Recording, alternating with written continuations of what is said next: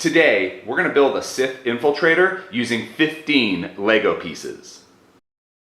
These are all the pieces you are going to need. In the description of this video, I left the piece names, count, and design IDs. We're going to start with this 1x2 brick with a center hole. And in that center hole, I'm going to get one of these little half Technic pins and just put that half Technic pin into the hole. And then whatever has that little bump, which is now kind of like the stud of this brick, that's going to be the top of our Sith Infiltrator. And this is the top, the studs are going to be the front, and the back where the hole gaps is going to be the back. Well, in the back of our Sith Infiltrator, I'm going to get two of these 1x1 plates with ring clips. And I'm going to put it so that the ring clips go onto the side and out the side. So they're hang over to the side of the Sith Infiltrator, and the studs are on the top and bottom. And so I'm going to do it to both sides, and this is going to be where we're kind of form the wings to our Sith Infiltrator. And then on the back of those 1x1 plates with the ring clips, I'm going to get a 1x2 translucent blue plate piece. And this is not only going to act as the engines to our Sith Infiltrator, but it's also going to hold those ring clips in place. So now the back of our Sith Infiltrator is complete. And to do the front, we've got these front two studs. I'm going to grab a 1x2 jumper plate,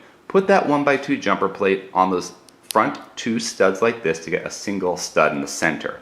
And on that single hole in the center, I'm going to get a 1x1 plate in dark bluish gray. I'm doing this dark bluish gray because the Sith Infiltrator was mostly light bluish gray, but it did have some like dark gray highlights on it. So I'm doing that on the front center stud on my jumper plate. And on that 1x1 plate, I'm going to get a 1x1 brick in light bluish gray, because again, this craft is mostly light bluish gray with some dark gray highlights. And now on that 1x1 brick I just used, I'm going to get a cheese wedge slope, this 1x1 slope piece, this cheese wedge slope, and put it so that the thin end is going down and the thick end is going up to the top of our Sith Infiltrator. I've just kind of created the nose of my vehicle here. And now we're going to build the top. Now we have that Technic pin we had on top. Right on top of that pin, I'm going to get one of these 2x2 inverted radar dishes and just put it right onto that Technic pin that's sticking up in the center. And see, it doesn't fall out. And this is going to be kind of like the cockpit of our Sith Infiltrator, because it's like the lights are red because he's red and evil and a Sith. Star Wars, they love their colors.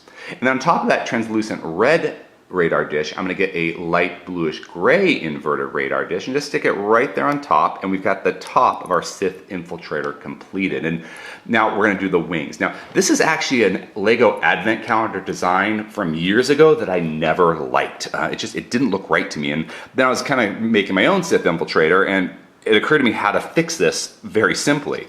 So they use these cheese wedge slopes. When they put the cheese wedge slopes on their Sith Infiltrator, they put it so that the thin end was on the side and the thick end was on the inside.